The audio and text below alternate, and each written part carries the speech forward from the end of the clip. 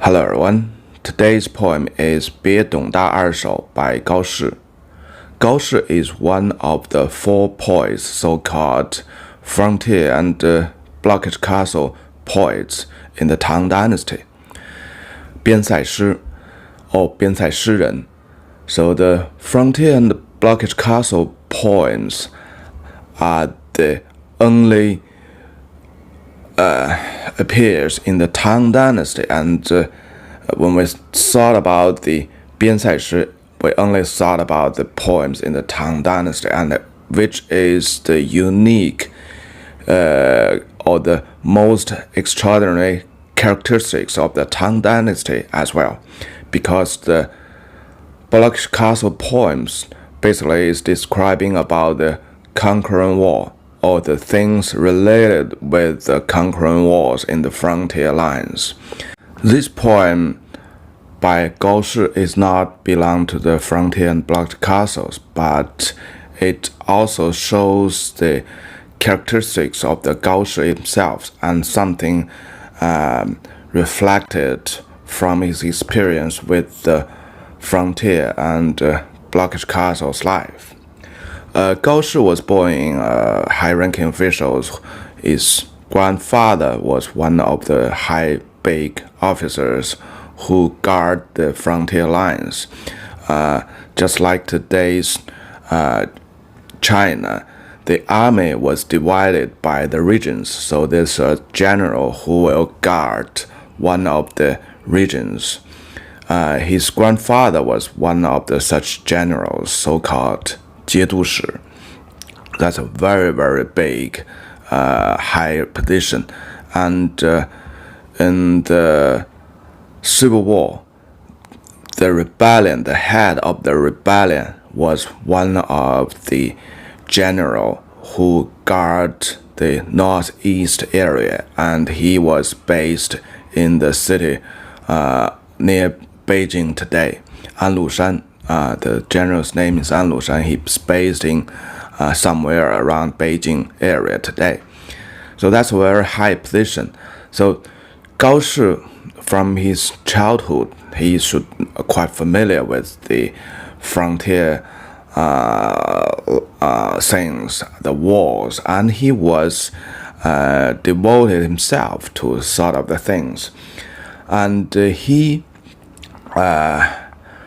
got some of the lower rank positions in the northeast front lines when he was a youth, but very quickly he lost the position. I don't know what's the reason, and then he stayed in the place of Shangqiu today.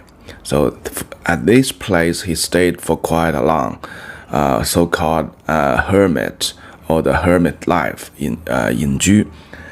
And later on, he got a position in the army, and then in the Civil War, he was promoted very quickly, and he reached the high position of the 节度使, the general, finally, and he was gave the royal title 封侯, so that he was the only person in the great Tang poets who get a very high ranking position, such as the generals. Also, he was the only person who was gave the royal title 封侯 among the Tang poets. So he was a quite unique person, and this was also reflected in the poems, the characteristics. I think how a person can achieve in his lifetime. First thing first, because of the environment, the change of the time. The second thing, and the people who can only control is his behavior, and his behavior basically is rooted in his characteristics. So we can read from the poems to know the characteristics of the poet. And let's see this poem. These poems belong to the Frontier and Blocked Castles poems. This is a poem of departing. It's right for the same event, and he write 2 poems. We will only introduce the first one, and the second one will be briefed as a background to the first poems. So this was written in the roughly a little bit over 40s, in the age of the 40s. So it's between the 2 government careers positions. He was lived as a hermit around the city of Shangqiu in the Tang dynasty, was so called Songcheng. At this time, he happily encountered his old friends, Dong Tinglan, a very, very famous musician. Dong Tinglan, the musician, lost his job. So both they are at the crossroad of their life. Even though Gao Shi actually lived there as a hermit, but his ambitions and his dreams to contribute to the country, to do something in the frontier areas, never lost. So he was as a hermit for the time being. Actually, it's just a sort of the crossroad or something in the middle, before the peace, before the big events. And thus, it's the same with the Dong Tinglan. Though he lost his job, he should find some other things to do.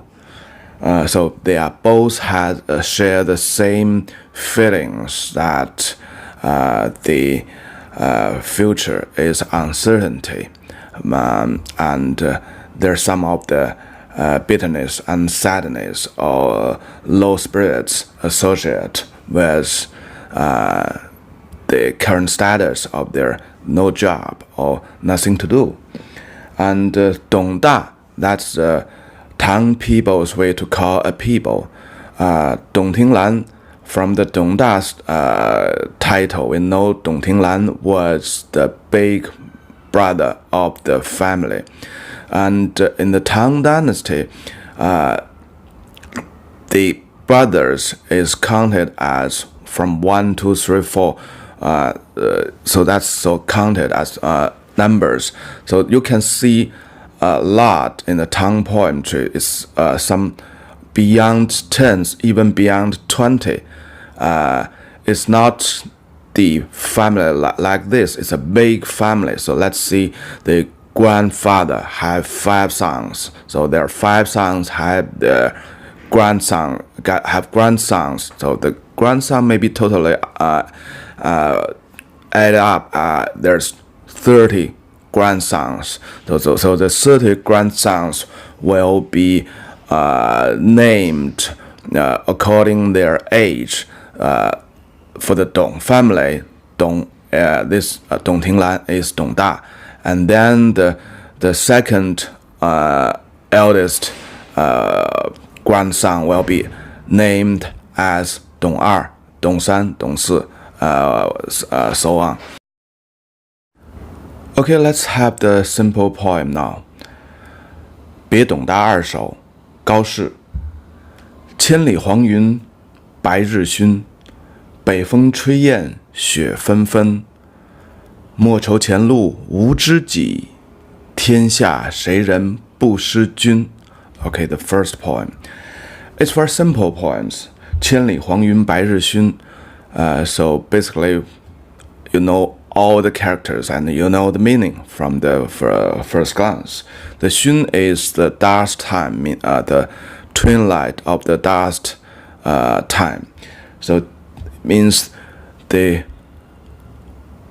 weather is dark because of the clouds, the heavy clouds, the huge amount of clouds, yellow clouds. And we know this poem was written in the winter time, so there's some arguments. So normally it's that the cloud, the yellow clouds shadows the sun, so it makes the daylight like the dust, twilight of the dust. Anyhow, it's quite familiar for me as I lived in 20 years in Beijing. So it's like the dust storm. 千里黄云, that's the dust storm. But the only things cannot explain is the dust storm is always comes in the springtime, not in the winter. So it doesn't matter, but it's the poet described the weather, the scenario surrounding the whatsoever. That's the very natural way to write a Chinese poem, 起兴. So he writes something about the scenic views, the surroundings, and then he goes to his focal point, what he wants to say. Anyhow, the surroundings, the scenic views, has a very strong metaphor or implication on the following focal points. And so the dust storm is there, so it's not a good weather. 北风吹院，燕雪纷纷. So 北风, the north wind blows, and the snows heavily. 雪纷纷, snows heavily. And 吹雁, yen is the wild goose. So for Chinese, in the late autumn, in the early winter, we always saw the wild goose flying to the south. So its implication is sort of the time changing, and also it's a symbol that the winter will come, or the winter is coming already. And winter means normally the end of the 4 seasons, death. And also the wild goose flying to the south is implicated going back to his another home, so homeward bound. So that's the way to explain the classic Chinese poetry. It has so many aspects.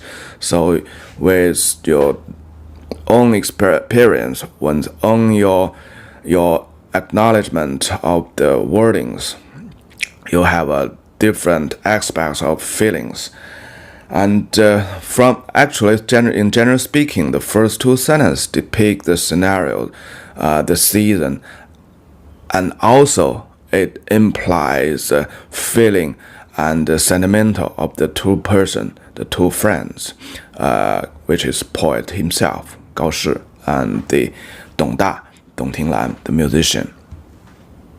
Okay, let's look at the 3rd and 4th sentence, which was the most famous sentence. 莫愁前路无知己，天下谁人不识君. Such a simple wording and words, just like today's Chinese, the today's even the students in the primary school will read this sentence with no difficulty at all. So don't worry about the road ahead. Don't worry about there's no acquaintance, no friends in the road ahead, because we know the 2 persons per their lifelong sake, they are at the sort of the crossroads, so they're still need to going forward to somewhere. So the road ahead, it always has 2 meanings. One is the real road ahead of the journey for Dong Da, and also it has another meaning, that the career road ahead, or their pursuit ahead of both of the 2 people, because they have shared the same feelings, same situation. They are at some of the middle place, at the crossroad of their life.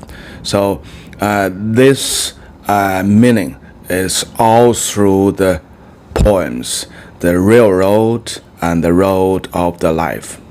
So as an old friend to Dong Da, the poet Gao Shi just tried to make his friend more ease. Actually, at the same time, let himself to be more peaceful or ease, because he actually led a hermit life for quite a few years already, and he still don't have a position or don't have a destination yet, though they are wondering the moment.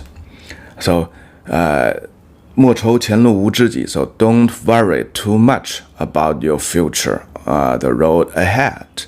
There's always acquaintance friends.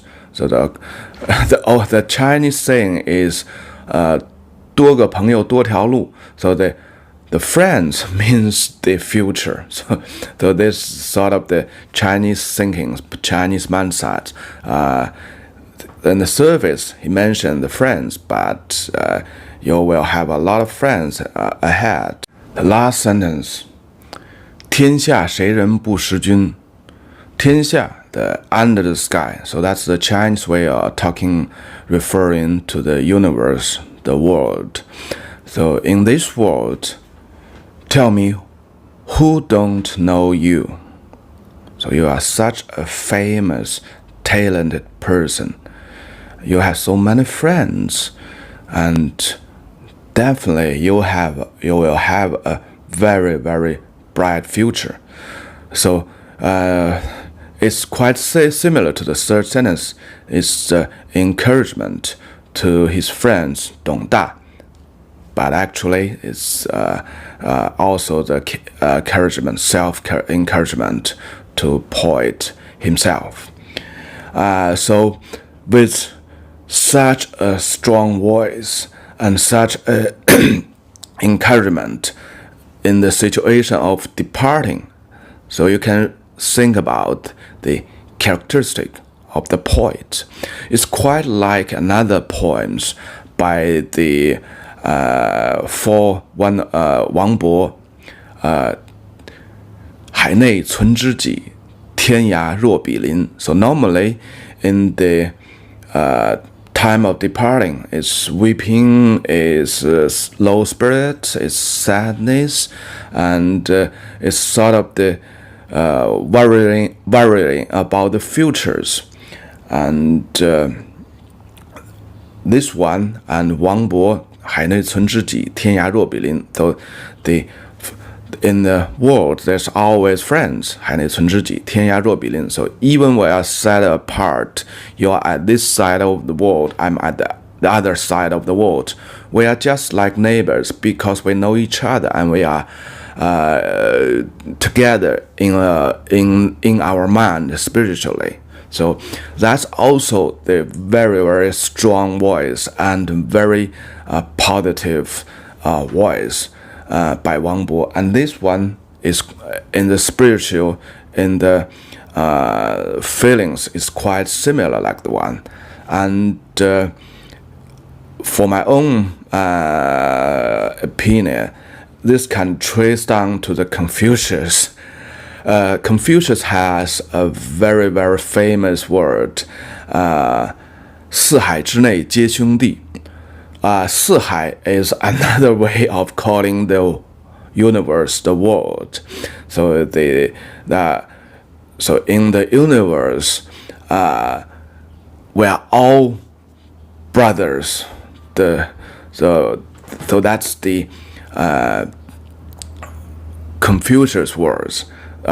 It's roughly 1,200 years ahead of the Tang's time. So let me brief in the second poem.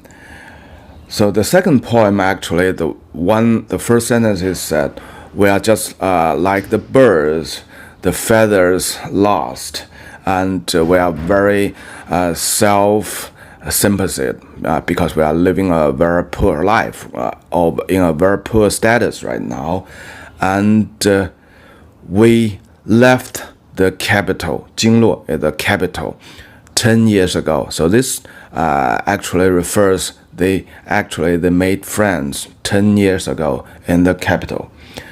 And 丈夫贫贱因未足. So we are as a man, a brave man or man.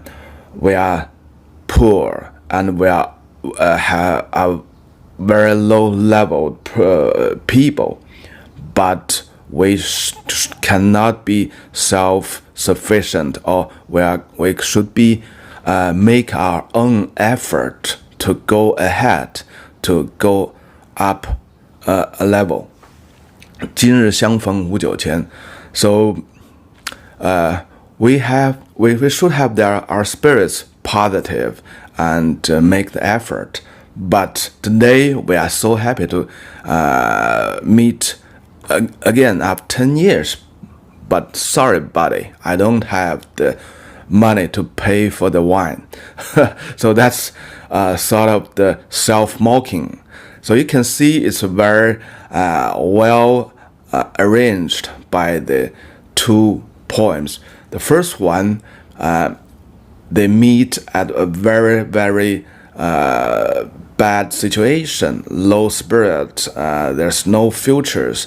So the poem writes with very, very positive and strong encouragement voice, and make the atmosphere very strong, positive. And the second one is sort of the remind their friendship starting from 10 years ago, and we are two poor guys, very lower level guys, and sorry buddy, I don't have the money to pay you. I'm just sort of the same as you now. Self-mocking, so make the things a little bit funny, and so this will make their embarrassment more easier. So just imagine this is roughly written at the age of 42. In the ancient time, it's almost a life past 42. And if you don't achieve something between 42, you won't have anything afterwards. And 2 years later, after writing this poem, the Gao Shi get a position in the government again, a low-level positions, and 10 years later, he became the general like his grandfather, and finally, he was given the royal title, 封侯. So that's the Gao Shi, and that's the characteristics, and which makes him achieve a lot in a not good situation, not in a not good time.